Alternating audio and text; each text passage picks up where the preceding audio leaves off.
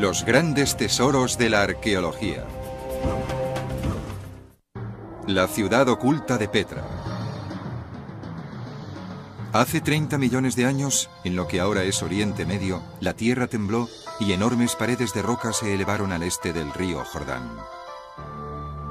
Estas montañas, que el tiempo acabaría esculpiendo caprichosamente, forman una frontera natural entre las fértiles tierras de Palestina y los vastos desiertos de Arabia. Y durante casi 2000 años escondieron un secreto increíble. En 1812, un joven aventurero suizo llamado Johann Ludwig Burckhardt descubrió ese secreto. Burckhardt dirigía una expedición para explorar el interior de África. Disfrazado de mercader árabe, viajaba hacia el sur atravesando las bíblicas tierras de Palestina. Ya en el desierto, unos nómadas beduinos le hablaron de una ciudad antigua y maravillosa, oculta en el interior de una montaña. Burckhardt decidió posponer su expedición e ir en busca de esa ciudad perdida.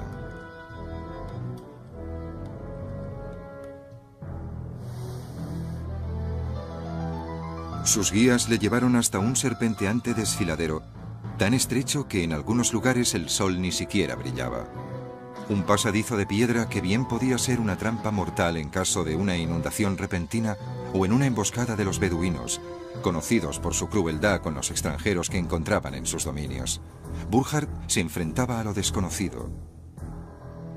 De repente, las paredes del cañón se cerraron, la luz del día desapareció. Y entonces, en la oscuridad, se reveló el secreto.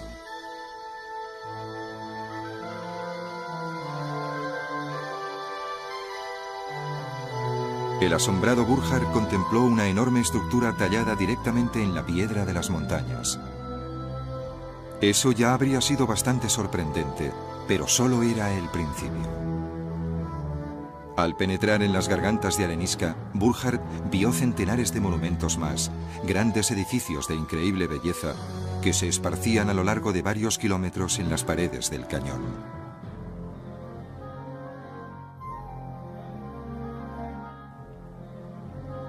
Burckhardt no se atrevió a compartir su emoción con sus guías beduinos. Solo su disfraz le separaba de una muerte fugaz. Pero como experto historiador, sabía que había topado con una civilización antigua, olvidada por el mundo occidental. Johann Ludwig Burckhardt había encontrado la ciudad oculta de Petra.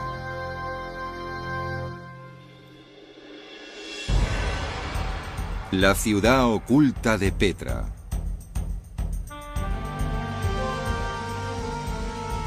Primera parte.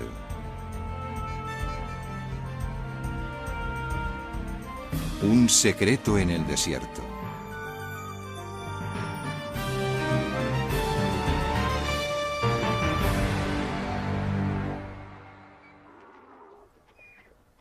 Han pasado casi 200 años desde que Burckhardt descubrió Petra, pero sus ruinas siguen fascinando a los arqueólogos. Es un lugar muy misterioso. No puedes evitar preguntarte qué tipo de personas vivieron aquí, cuándo se asentaron y por qué construyeron esto, de dónde sacaron las herramientas para realizar esto. Es algo que parece fuera de toda lógica. ¿Cómo fueron capaces de crear algo así? En la actualidad, el emplazamiento de Petra ya no es un misterio. Está a pocas decenas de kilómetros al norte del Mar Rojo, en la moderna Jordania. Aunque solo se ha excavado una fracción de la ciudad, los arqueólogos estiman que debió ocupar más de 15 kilómetros cuadrados. Petra y su ubicación, al igual que le pasó a Burckhardt, no ha dejado de sorprender a todo aquel que la contempla. En sus escarpados cañones, hace tiempo, manos antiguas tallaron una magnífica ciudad en la arenisca multicolor.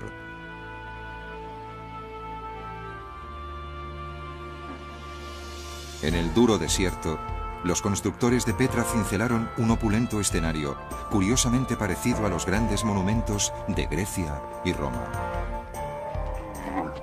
En sus manos, un desfiladero de arenisca se convirtió en un teatro que albergaba a 8.000 personas.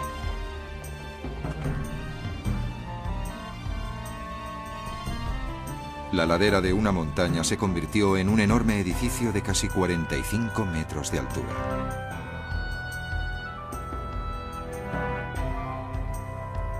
Las cavernas se convirtieron en inmensas tumbas reales. Pero ¿quién esculpió estos excepcionales monumentos? ¿Y cómo los tallaron en la roca maciza?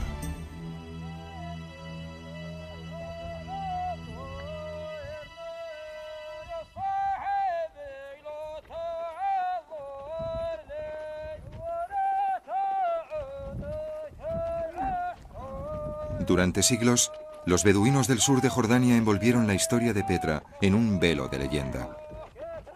Para los beduinos, Petra es un lugar encantado, la morada de los Jinún.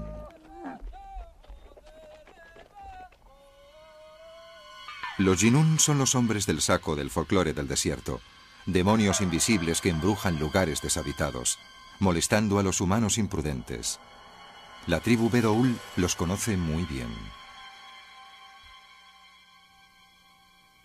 Una vez viajábamos por aquí. Los Jinún nos lo hicieron pasar muy mal.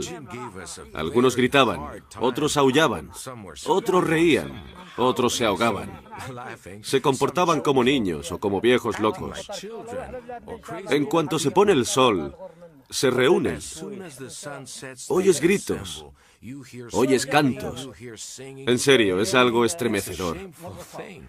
Ocurre mucho en Petra.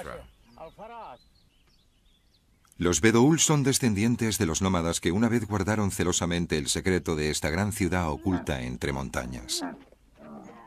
Una de las razones por las que Petra tardó en ser descubierta fue el extremo recelo que los beduinos sienten ante cualquier extranjero.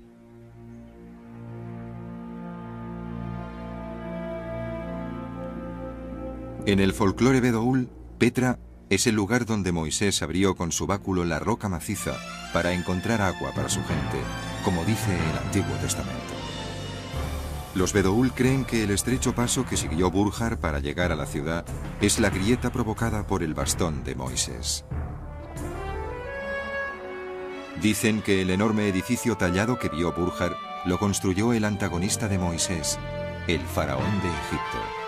Cuando estudiamos los mitos de Petra, nos encontramos con el faraón. Porque toda Petra está relacionada con la historia del faraón de Egipto y su persecución a los hijos de Israel. Bueno, debería haberse ahogado en el Mar Rojo, pero según la leyenda popular, llegó hasta Petra. Los beduinos creen que el faraón escondió su enorme fortuna dentro de una urna en lo alto del edificio que llaman el Tesoro. La urna del tesoro está marcada por centenares de balas beduinas, disparadas durante siglos con la esperanza de que por los orificios dejara caer una lluvia de oro.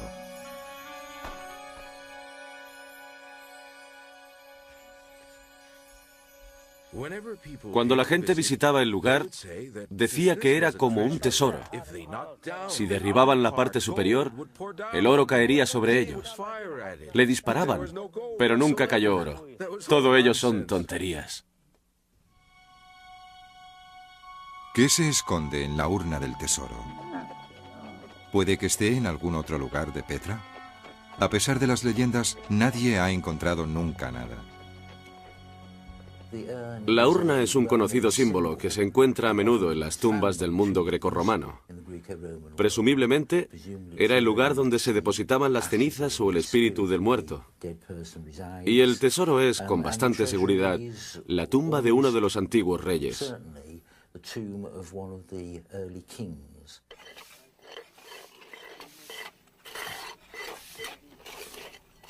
Los arqueólogos han contabilizado casi 800 tumbas talladas en Petra. ¿Podemos encontrarnos simplemente ante un enorme cementerio? La mayoría de los estudiosos cree que en la antigüedad Petra era más una ciudad de vivos que de muertos. Hace 2000 años, cuando Jesucristo caminaba por las montañas de Galilea, a menos de 300 kilómetros de aquí, casi 30.000 personas podían haber vivido en Petra.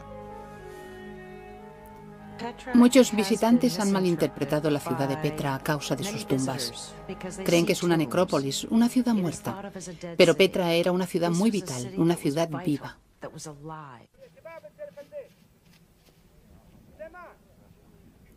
En la actualidad, algunos fragmentos rotos, muy erosionados por el tiempo, son todo lo que ha quedado de lo que debió ser una espléndida civilización.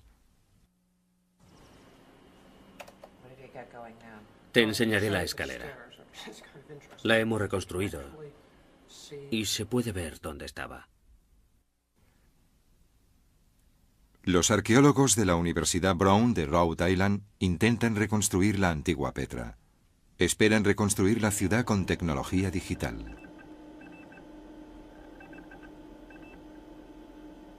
Su trabajo apenas acaba de comenzar. Ni siquiera se ha hecho un mapa completo de la antigua ciudad. Hay algunas partes que han sido perfiladas.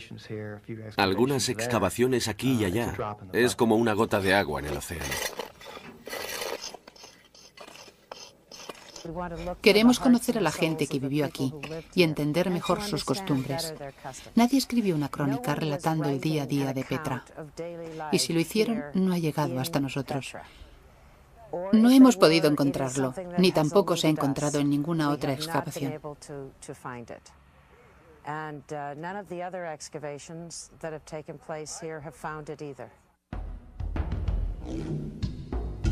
Algunas inscripciones y algunos textos antiguos nos hablan de unos reyes poderosos que gobernaban en democracia, de dioses omnipotentes y suntuosos banquetes, de grandes triunfos sobre enemigos y de mujeres con derecho a tener propiedades. No sabemos mucho más sobre los constructores de Petra, salvo su nombre, los nabateos. Una de las cosas interesantes sobre los nabateos de Petra es que nadie sabe precisar su origen. Era un pueblo que salió del desierto con muy poco y aspiraba a mucho. Querían aprender. Está claro que fueron adaptando cosas de otras culturas. Y sería interesante saber cómo pasaron de ser una comunidad nómada a asentarse en una ciudad, a una próspera y enorme metrópolis, una de las ciudades más grandes de Oriente Medio.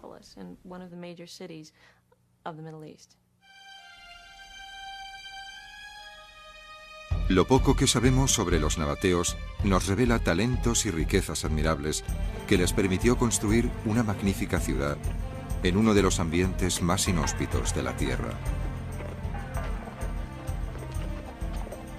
Pero, ¿por qué aquí?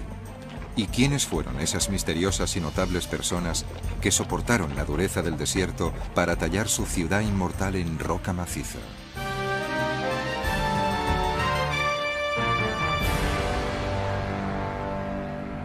Segunda parte.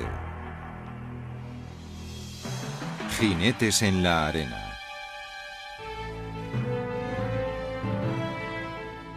Cinco siglos antes del nacimiento de Cristo, una desconocida tribu de nómadas desafió el vasto desierto árabe.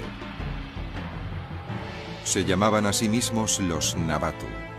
Los griegos les llamaban nabateos. Hasta hoy, nadie sabe de dónde salieron ni qué les llevó a alcanzar tan extraordinarios logros.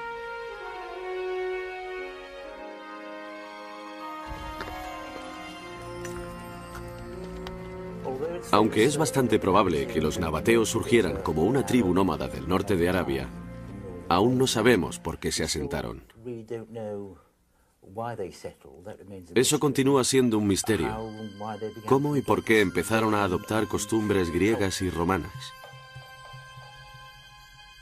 Aunque los orígenes de los nabateos continúan siendo un misterio, el hecho es que se convirtieron en uno de los pueblos más poderosos del mundo antiguo. ¿Cómo pudieron unos nómadas acumular tanto poder y riqueza en un territorio tan desolado? Como nómadas montaban sus tiendas allá donde decidían instalarse durante un tiempo y después las desmontaban y se iban a otro sitio. Y de repente les encontramos ubicados a un lado de Petra y creando estos enormes monumentos literalmente de la nada. Pero hace 2000 años, Era frecuente encontrar grandes fortunas en estas colinas desiertas.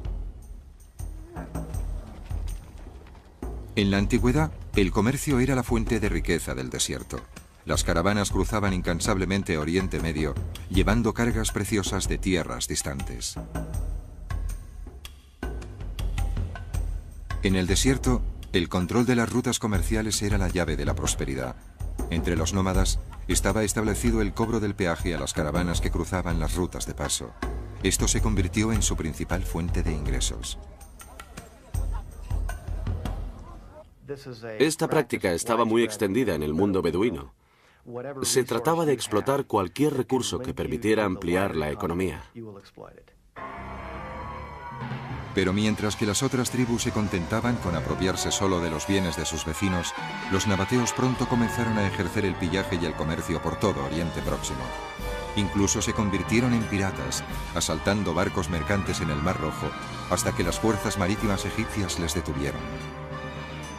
Desde el principio, los nabateos fueron unos nómadas ambiciosos. Pronto dominaron un vasto territorio que se extendía desde Damasco al norte, hasta Arabia Saudí al sur y al este, y hasta la península del Sinaí en el oeste. Alrededor del año 300 a.C., construyeron la ciudad de Petra, estratégicamente situada en el único lugar por el que las caravanas podían pasar entre las escarpadas montañas del este de Jordania. Querían exhibir su nueva riqueza, su recién adquirida importancia en Oriente Medio, y la mejor manera de hacerlo era construyendo. Era una demostración de poder, una exhibición de fuerza a todo el que pasaba por Petra, el lugar que representaba el nexo de todas las rutas comerciales de la zona. ¿Y qué mejor manera de exhibir el nuevo poder de su gente que construir esos impresionantes edificios? Pero para que Petra sobreviviese, era necesario solucionar un gran problema. Los nabateos controlaban unas tierras en las que solo caían 10 o 12 centímetros de lluvia al año, uno de los índices de precipitaciones más bajos de la Tierra. ¿Cómo podía sobrevivir una ciudad en el desierto? El auge de la ciudad dependía del agua y el alimento de su gente. Los nabateos se enfrentaron a este reto de manera exitosa, una vez más. A la entrada de la ciudad, excavaron un enorme túnel que atravesaba una montaña para poder aprovechar el agua de lluvia en invierno. Durante millones de años, las inundaciones repentinas habían anegado los cañones. El túnel de los nabateos canalizaba esas inundaciones hacia un elaborado sistema de distribución del agua. Condujeron el agua con tuberías cerradas de cerámica, iguales a las tuberías que usamos hoy. La bajaron desde las montañas con acueductos enormes. Además de eso, tenían 2 fuentes perennes en la ciudad y docenas de riachuelos que proveían pilas, cisternas, etc.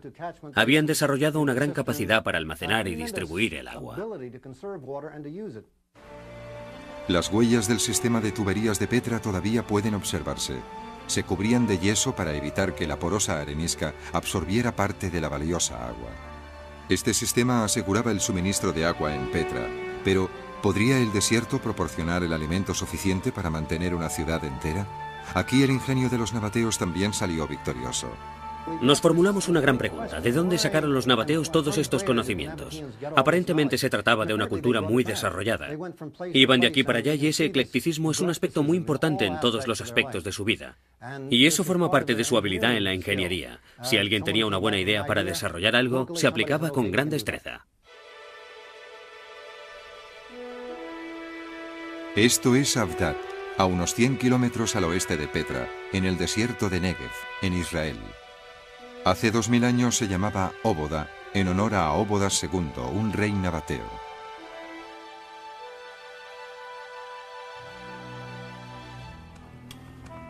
La antigua Óboda era una fortaleza nabatea y un centro comercial.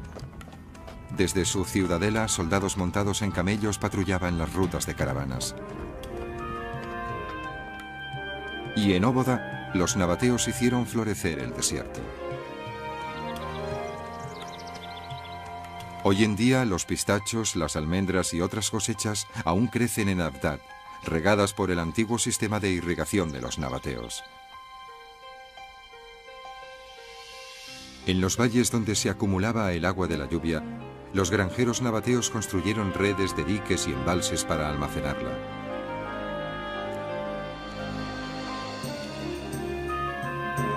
Con este sencillo sistema, los nabateos hicieron del desierto su campo de cultivo y alimentaron a decenas de miles de personas.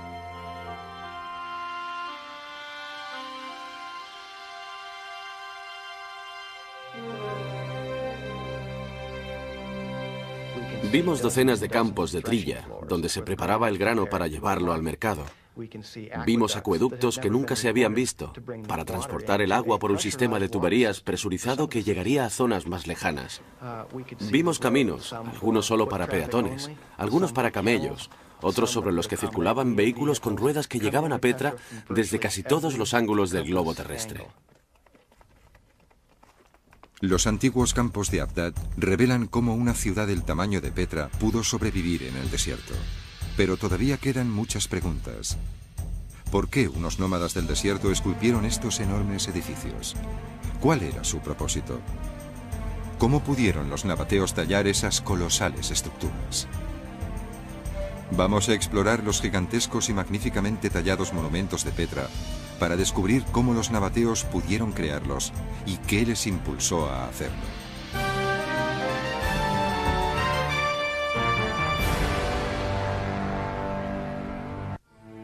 Tercera parte.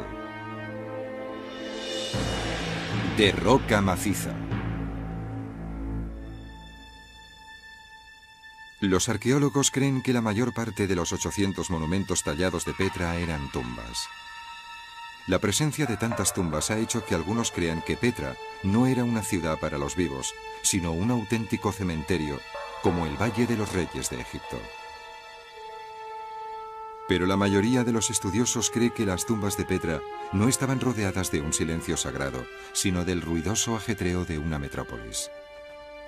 Los reyes nabateos construyeron Petra no para prepararse para el otro mundo, sino para alardear de su riqueza y su estatus en este. Sus vecinos tenían unos enormes sepulcros y cosas de ese tipo. Los nabateos tenían que superarlos, así que nos encontramos que todos los riscos que rodean la base rocosa de Petra están adornados con monumentos funerarios. Fueran cuales fueran sus motivos para esta obra a gran escala, los nabateos dedicaron su aparentemente ilimitada energía a esta tarea. En sus cañones de arenisca tallaron las tumbas sobre roca maciza. Hoy en día, aún se ven los golpes de cincel que hace siglos esculpieron un mausoleo familiar. En estas tumbas, los muertos se unían a sus ancestros en el sueño eterno, mientras los vivos celebraban banquetes en su honor. Algunas tumbas eran de un tamaño relativamente modesto. Otras eran de proporciones asombrosas. Con técnicas ingeniosas y grandes esfuerzos, los nabateos convirtieron laderas enteras en monumentos. Las fachadas de las tumbas están trabajadas en la roca de arriba a abajo. Tuvieron que utilizar algún tipo de andamiaje o alguna escalera de varias decenas de metros. Se empieza tallando algunos surcos en la roca. El objetivo es poder insertar madera en ellos, mojarla, y que cuando se expanda rompa algunos bloques. Lo que hoy nos parecen cicatrices en la mayoría de las tumbas son las perforaciones que quedan tras haber agrietado la roca. El trabajo final se hace cincelándolo. Literalmente se esculpe.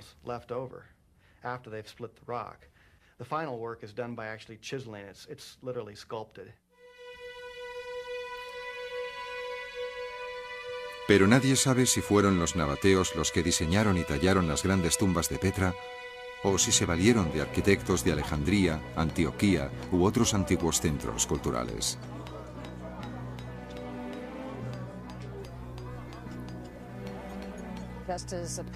Igual que en la actualidad, la moda de París puede verse en las lujosas tiendas de la Quinta Avenida de Nueva York, los diseños y el arte de Grecia pudieron llegar a Petra de la mano de algunos arquitectos y artistas contratados por los reyes que gobernaban en este lugar. Sin embargo, estos monumentos son nabateos, construidos según principios clásicos. Tienen un sabor autóctono, muy semítico y característico.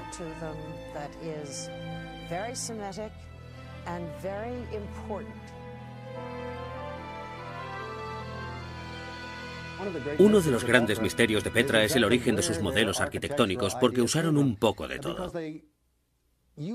Encontramos materiales egipcios, pero también se encuentran materiales que parecen mesopotámicos. Y además hallamos un estilo grecorromano. Pocas cosas en este mundo se desarrollan como predecimos. Los habitantes de Petra no eran conscientes de su contribución a la humanidad. Su escritura, una forma de arameo en semicursiva, acabaría desarrollándose hasta ser la base de la escritura árabe moderna. Los árabes desarrollaron una importante tradición poética. Sin embargo, el árabe solo sería extensamente conocido después de que las palabras de Mahoma fueran recogidas por escrito a principios del siglo VII. Unos 100 años después, en el 720, un farmacéutico árabe llamado Abu Shafar inventó el ácido sulfúrico y el nítrico. Sin estos productos químicos, nuestra sociedad no tendría pintura, plástico o detergente. La existencia del Corán y su difusión hicieron posible que el árabe se convirtiera en una de las lenguas más habladas del mundo. Hoy en día, más de 175 millones de personas hablan árabe y practican la religión del Islam, cuyo libro sagrado es el Corán. Pero en la antigüedad, el gran centro de Petra era su teatro, de un diseño puramente grecorromano, con capacidad para 8.000 personas. Nadie está completamente seguro de las razones que llevaron a los nabateos a su construcción, pero la mayoría de expertos creen que fue la ambición de poder. Los nabateos eran tan humanos como el resto del mundo. Cuando tienes un gran superávit de capital, no te puedes permitir ser un bárbaro. No quieres vivir como un primitivo. Todas las ciudades debían tener un teatro porque eso era la demostración del nivel cultural y, por tanto, del poder social. La arquitectura de Petra muestra cómo los nabateos se divertían y cómo adoraban o lloraban a alguien. Algunos fragmentos de su cultura cerámica muestran gustos refinados y placeres terrenales. Pero cuáles eran sus creencias es algo que sigue siendo un enigma. Los nabateos se llevaron con ellos a la tumba la respuesta. Vamos a visitar el lugar más alto y más sagrado de Petra, donde en la antigüedad los dioses nabateos quizás exigían el sacrificio definitivo.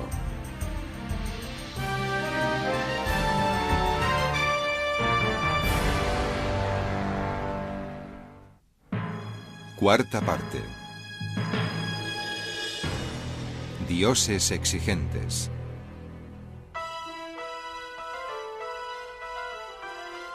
En algún momento de la antigüedad, encima de los cañones que dominaban Petra, los artesanos nabateos excavaron toda la cima de una montaña, dejando solo un par de obeliscos. Nadie sabe por qué. Algunos estudiosos creen que los misteriosos obeliscos son la representación de los dioses nabateos.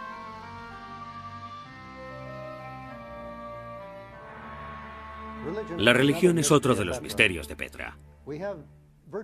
Prácticamente no tenemos ningún tipo de testimonio sobre su religión.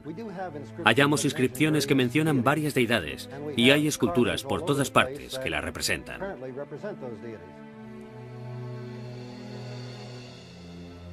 Esparcidos por toda Petra, topamos con unos misteriosos monumentos esculpidos llamados bloques dios. Los dioses de los nómadas del antiguo Oriente Próximo prohibían que sus adoradores supieran sus nombres o contemplasen sus rostros. El dios jefe de los nabateos era Dushara.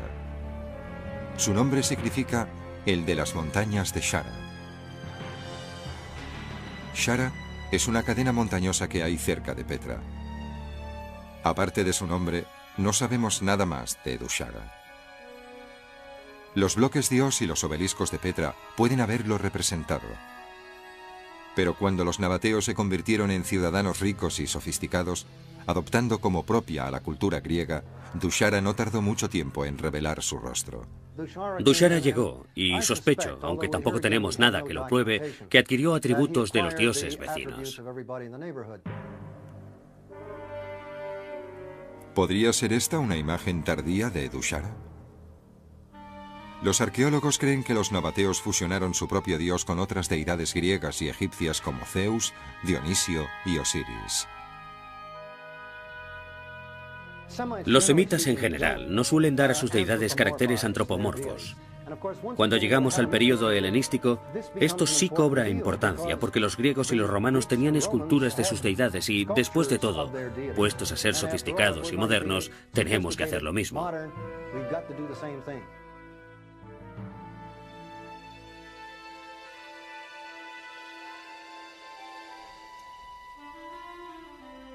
Pero incluso los sofisticados nabateos podrían haber celebrado algunos rituales bastante siniestros. En la cima de una montaña por encima de Petra, los nabateos tallaron un misterioso altar.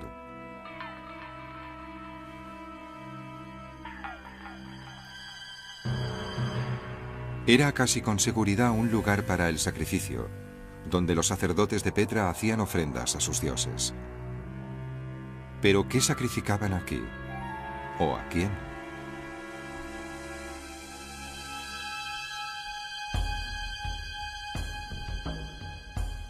La Biblia habla de sacrificios humanos generalizados en la antigua tierra de Canaán, al otro lado del río Jordán, frente a la tierra de los nabateos.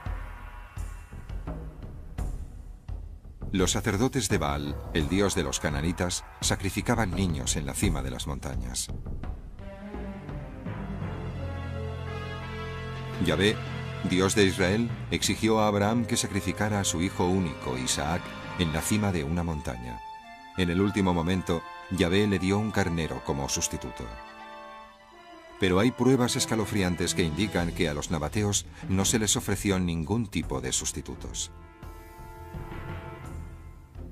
Una inscripción encontrada cerca de Petra habla de un sacerdote sacrificando a un joven, quizás su propio hijo. Otros relatos antiguos hablan de niños y niñas asesinados y ofrecidos a la diosa nabatea, Alusa. Un texto conmemora el degüelle anual de un joven en una ciudad nabatea, a unos 300 kilómetros de Petra. ¿Tiñó la sangre humana el altar de la cima de Petra?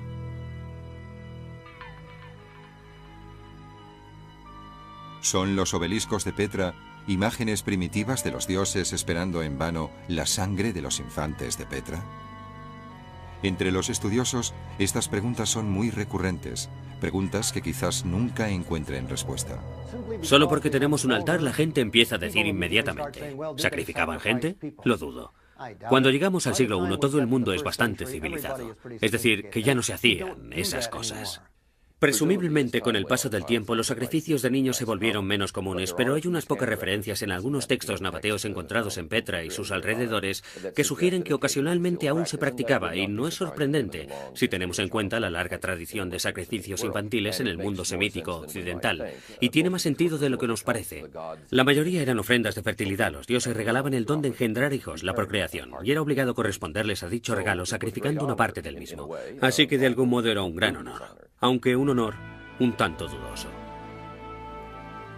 Los dioses nabateos siguen dejando perplejos a los arqueólogos, pero un reciente y espectacular hallazgo no deja lugar a dudas de que Petra fue finalmente conquistada por otro dios.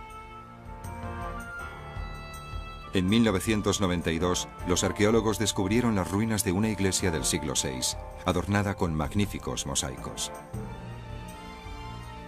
Tras casi 2000 años, los mosaicos de la iglesia de Petra brillan con luz propia y nos sorprenden con sus temas cotidianos.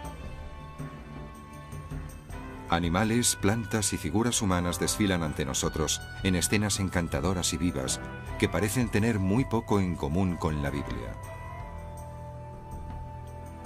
Pero hay pocas dudas de que el edificio estaba consagrado a la adoración de Cristo.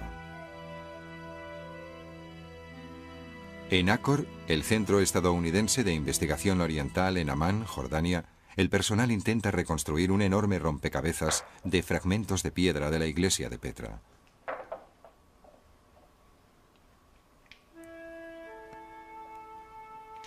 A medida que progresa el trabajo de restauración, se revela la gran maestría de la escultura en piedra. Los habitantes de Petra debieron gastar tanto dinero y energía en construir su iglesia como en las tumbas y en los templos paganos. Pero más allá de sus esplendores artísticos, la iglesia de Petra ha traído consigo un descubrimiento incluso más impresionante.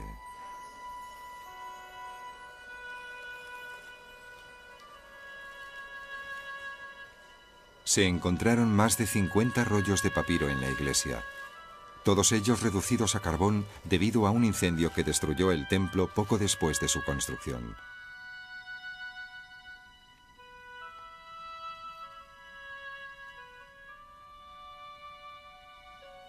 En un laboratorio especial del Centro de Investigación, un equipo de estudiosos está separando cuidadosamente las capas calcinadas de los rollos y preparándolos para ser traducidos.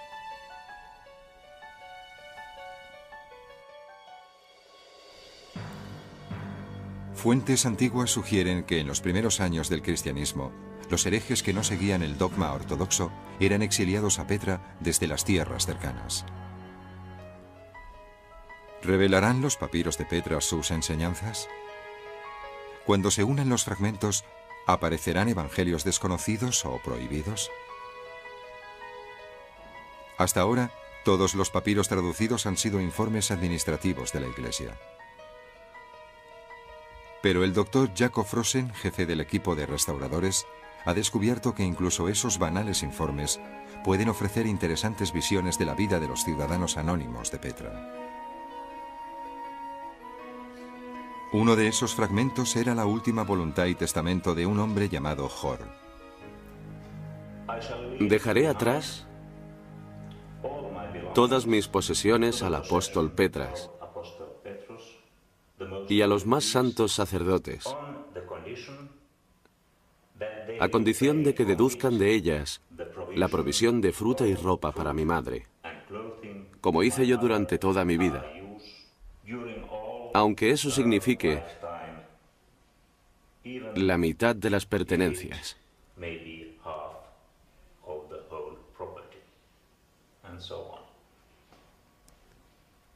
Estos textos son importantes para los arqueólogos porque nos hablan sobre los terrenos, las casas, las iglesias y los monasterios de Petra y de los alrededores.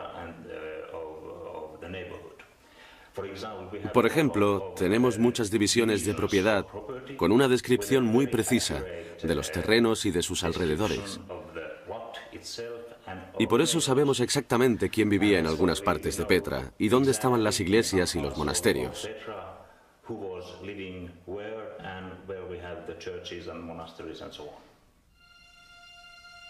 Solo se han traducido algunos de los 50 pergaminos de Petra.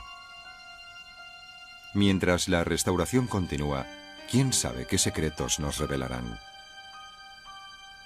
Por los pergaminos podemos empezar a descifrar cómo era el día a día en Petra y saber por qué la ciudad acabó muriendo.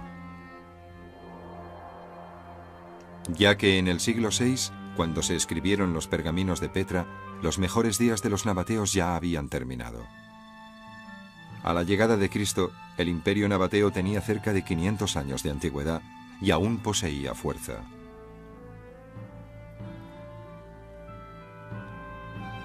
Pero la prosperidad de los nabateos iba a costarles su independencia. Los habitantes de Petra se habían vuelto tan ricos gracias a los impuestos sobre las caravanas que atrajeron la atención del imperio más poderoso del mundo, el Imperio Romano.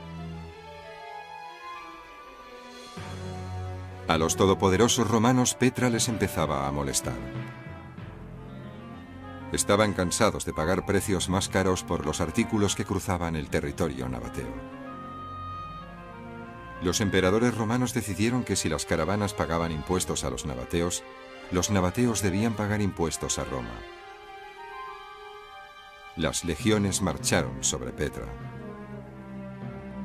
Se enviaron 2 expediciones para conquistar Petra. La primera fue sobornada y la segunda estaba a mitad de camino cuando murió el emperador y tuvieron que dar media vuelta. Pero los romanos lo que realmente pretendían era controlar toda esta zona. Finalmente, cuando el rey Nabateo murió en el año 106 después de Cristo, el emperador Trajano envió una legión a anunciar que a partir de entonces Petra pasaba a depender de Roma. Los nabateos no tenían otra elección que aceptar el mando de Roma. Petra empezó su nueva andadura como capital de la provincia romana Arabea Petraea. Los romanos construyeron una calzada que atravesaba la ciudad. Instauraron un gobernador y prudentemente permitieron que los nabateos continuasen con su trabajo como siempre.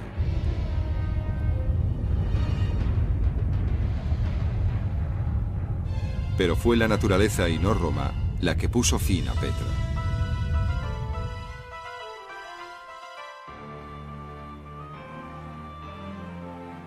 Según los relatos antiguos, a las 9 de la noche del 19 de mayo del año 363 después de Cristo, un terremoto sacudió Petra.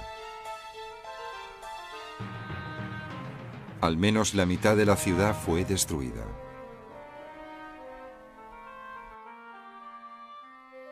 El momento elegido por el terremoto no pudo ser peor. A finales del siglo IV, una Roma asediada abandonaba su frontera árabe. Las rutas comerciales estaban cambiando. Los mercaderes se iban. Tras el terremoto, Petra no se recuperó. Con el paso del tiempo, los nabateos la abandonaron. Esta gente tenía talento y simplemente se llevaron su talento y ya no quedó mucho que hacer. Lo que podían ser tiendas y los caminos pavimentados, por ejemplo, quedaron reducidos a escombros, así que no se ha conservado mucho.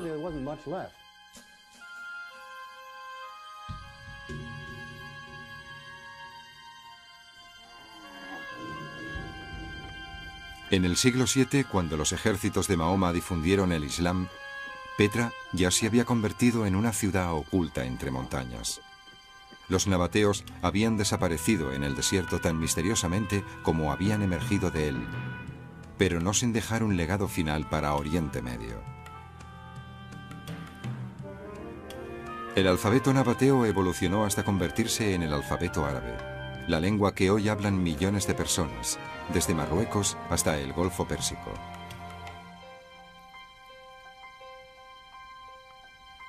En la actualidad, el desierto, como un vasto océano seco, se ha cerrado sobre los nabateos que una vez gobernaron sus grandes espacios. La vida ha vuelto a su ritmo eterno, mientras los arqueólogos no han dejado de sorprenderse con los misterios de Petra. ¿Qué les ocurrió a los nabateos? No lo sé. Prefiero pensar que todavía continúan allí. ¿La gente con la que convivimos cuando excavamos son los descendientes de los nabateos? Me gustaría creer que sí. Están muy orgullosos de su Petra.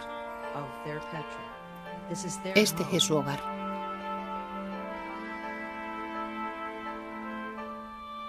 Para mí, los bedoul son nabateos de espíritu. Y está claro que son nabateos por orgullo.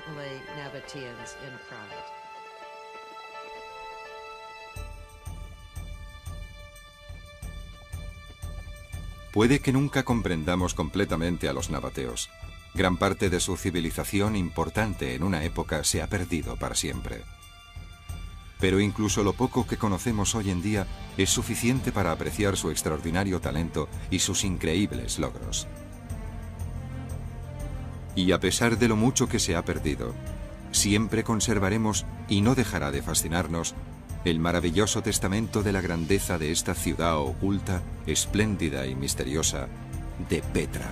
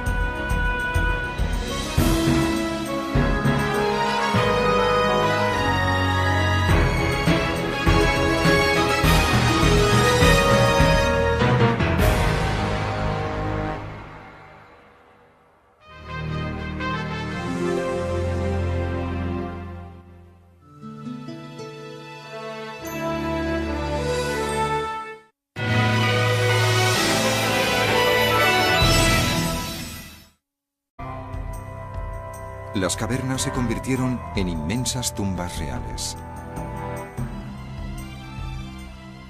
Pero ¿quién esculpió estos excepcionales monumentos? ¿Y cómo los tallaron en la roca maciza?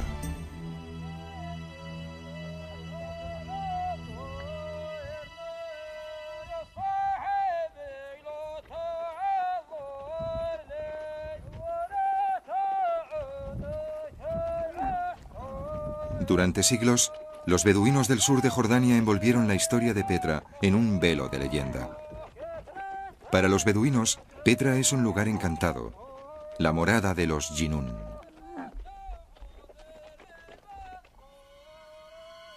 Los Jinún son los hombres del saco del folclore del desierto, demonios invisibles que embrujan lugares deshabitados, molestando a los humanos imprudentes. La tribu Bedoul los conoce muy bien. Una vez viajábamos por aquí. Los Jinún nos lo hicieron pasar muy mal. Algunos gritaban, otros aullaban, otros reían, otros se ahogaban. Se comportaban como niños o como viejos locos. En cuanto se pone el... Burjar no se atrevió a compartir su emoción con sus guías beduinos. Solo su disfraz le separaba de una muerte fugaz. Pero como experto historiador, sabía que había topado con una civilización antigua, olvidada por el mundo occidental. Johann Ludwig Burckhardt había encontrado la ciudad oculta de Petra.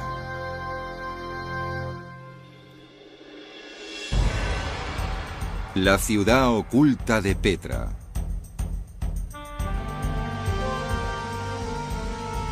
Primera parte.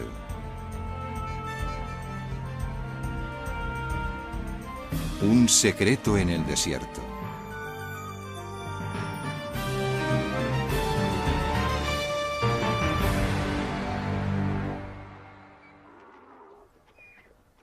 Han pasado casi 200 años desde que Burckhardt descubrió Petra, pero sus ruinas siguen fascinando a los arqueólogos. Es un lugar muy misterioso. No puedes evitar preguntarte qué tipo de personas vivieron aquí, cuándo se asentaron y por qué construyeron esto, de dónde sacaron las herramientas para realizar. Burckhardt decidió posponer su expedición e ir en busca de esa ciudad perdida.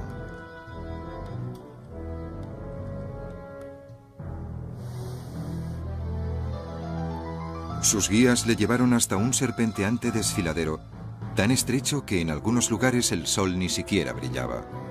Un pasadizo de piedra que bien podía ser una trampa mortal en caso de una inundación repentina o en una emboscada de los beduinos, conocidos por su crueldad con los extranjeros que encontraban en sus dominios. Burckhardt se enfrentaba a lo desconocido. De repente, las paredes del cañón se cerraron. La luz del día desapareció. Y entonces, en la oscuridad, se reveló el secreto.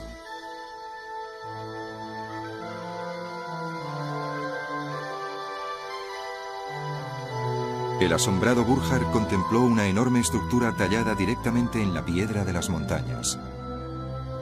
Eso ya habría sido bastante sorprendente, pero solo era el principio. Al penetrar en las gargantas de arenisca, Burckhardt vio centenares de monumentos más, grandes edificios de increíble belleza, que se esparcían a lo largo de varios kilómetros en las paredes del cañón.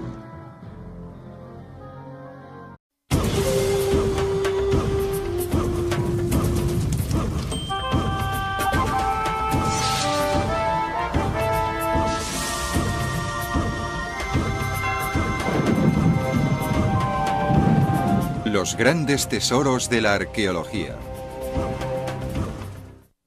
La ciudad oculta de Petra. Hace 30 millones de años, en lo que ahora es Oriente Medio, la tierra tembló y enormes paredes de roca se elevaron al este del río Jordán. Estas montañas, que el tiempo acabaría esculpiendo caprichosamente, forman una frontera natural entre las fértiles tierras de Palestina y los vastos desiertos de Arabia. Y durante casi 2000 años escondieron un secreto increíble. En 1812, un joven aventurero suizo llamado Johann Ludwig Burckhardt descubrió ese secreto. Burckhardt dirigía una expedición para explorar el interior de África. Disfrazado de mercader árabe, viajaba hacia el sur atravesando las bíblicas tierras de Palestina. Ya en el desierto, unos nómadas beduinos le hablaron de una ciudad antigua y maravillosa, oculta en el interior de una montaña. Esto es algo que parece fuera de toda lógica. ¿Cómo fueron capaces de crear algo así? En la actualidad, el emplazamiento de Petra ya no es un misterio. Está a pocas decenas de kilómetros al norte del Mar Rojo, en la moderna Jordania. Aunque solo se ha excavado una fracción de la ciudad, los arqueólogos estiman que debió ocupar más de 15 kilómetros cuadrados. Petra y su ubicación, al igual que le pasó a Burckhardt, no ha dejado de sorprender a todo aquel que la contempla. En sus escarpados cañones, hace tiempo, manos antiguas tallaron una magnífica ciudad en la arenisca multicolor.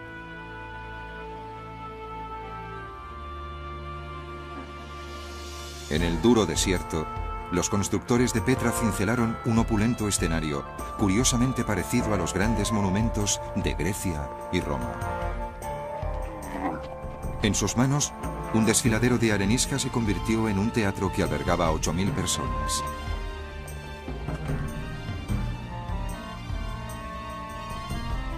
La ladera de una montaña se convirtió en un enorme edificio de casi 45 metros de altura.